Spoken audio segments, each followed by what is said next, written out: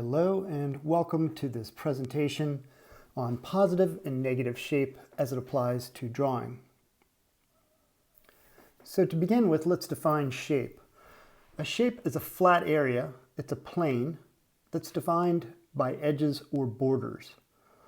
So if we look at this little diagram on the upper left, you can see that a sheet of paper itself we could think of as a shape, rectangular shape. It's very flat, it's two-dimensional. If we look at the picture in the bottom left, it's a collage created by Henri Matisse using cut paper. So this is a classic example of shape.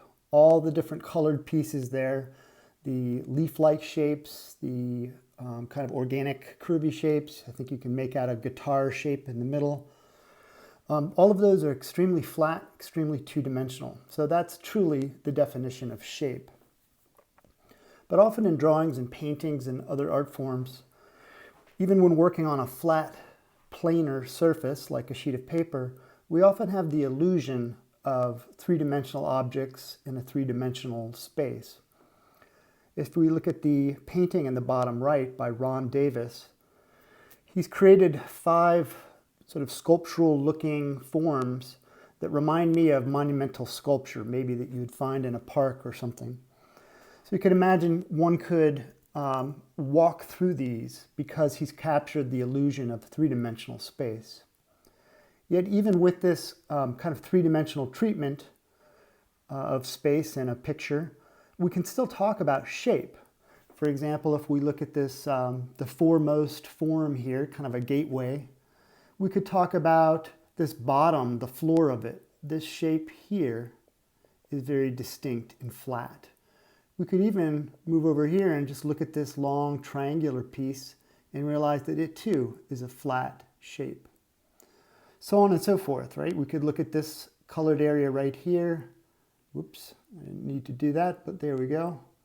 We could look at this area here as a shape, even though it's also the sort of left wall of a three-dimensional form.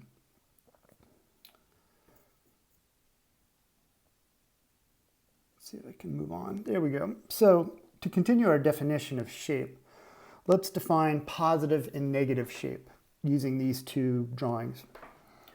So the drawing on the left is a ram or some sort of longhorned sheep. And you can see that it's the subject of the drawing, right? It's the positive. It's the thing we're noticing.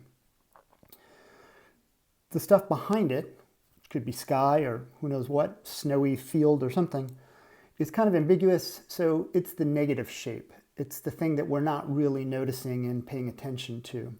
So if we reduce that, kind of simplify it down, we have the drawing on the right side, where everything that was ram or rocky ground that the ram is standing on has been simplified to white, and everything that's negative shape, that's not the ram or the ground, has been darkened in, so we can kind of notice it and appreciate it more as a distinct shape in and of itself. So often this relationship between positive and negative shape is referred to as a figure-ground relationship. So why is shape so important? Well, shape, positive or negative, helps communicate an artist's intentions. It can communicate meaning or a message or a bit of a story. So even at its simplest, without details, big, bold shapes can kind of convey some sort of movement, can convey a mood, or through body language, a certain emotion. So we have 2 examples here. On the bottom left, we have a painting of a young Tahitian woman by Paul Gauguin. If we simplify that to the positive and negative shapes here on the right, you can see that the woman's body forms a real diagonal that kind of goes from bottom left to top right. And that movement, sense of instability, maybe suggests a certain amount of anxiety or concern. In the graphic on the right, a bold black and white illustration, you can see the shape of one figure here seems to be looming over the shape of a smaller figure here.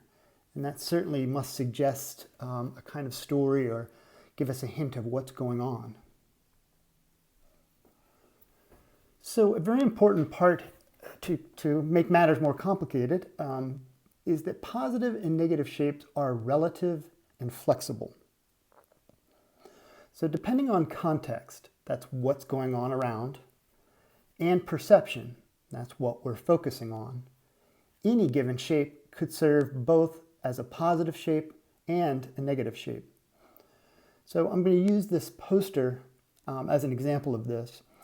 I think it is from the city of Prague in the Czech Republic, and it's a number of notable landmarks in that city. So let me choose one of them. Of the four, I'll choose the one, see if I can highlight it right here, that has a kind of cupola and a little dome. So this building here, if we're focusing on it and talking about it, and noticing it, well, that's the positive shape. The things that are around it or behind it that are helping set off that shape is what we could consider negative shape. So certainly back up here we have this area here, and then right next to the building here we have this that we tend to read as sky, background. So clearly that's negative shape. But what about this building here? Well, when our focus is on the one with the little cupola, then this building too becomes negative shape. But if our attention shifts and we start really paying attention to and considering this building, the one furthest away, as the positive, then it's the things around it that become the negative shape. So you can see a building in an instant has transformed from a negative shape into a positive one. There's a classic poster that also serves to illustrate this fluidity or flexibility between positive and negative shape. This is a famous poster by Henri Toulouse-Lautrec for the dance hall named the Moulin Rouge, which was very popular in late 19th century Paris. So the main subject of the poster tends to be the dancing girl in the center with the red and white polka dot top and the white skirts and red stockings.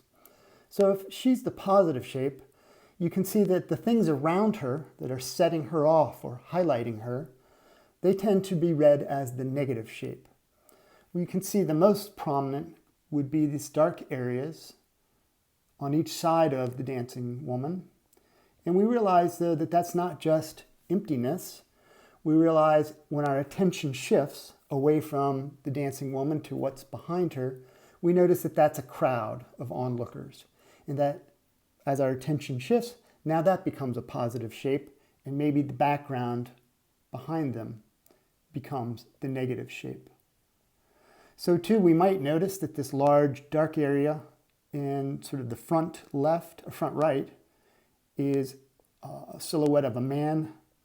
And we realize if our attention shifts to him, then the things around him, like the dance hall itself, the floor, and even the woman's skirts, these things become negative shape to his positive. So that's the conclusion of part one. Tune in to part two where we continue this discussion of positive and negative shape.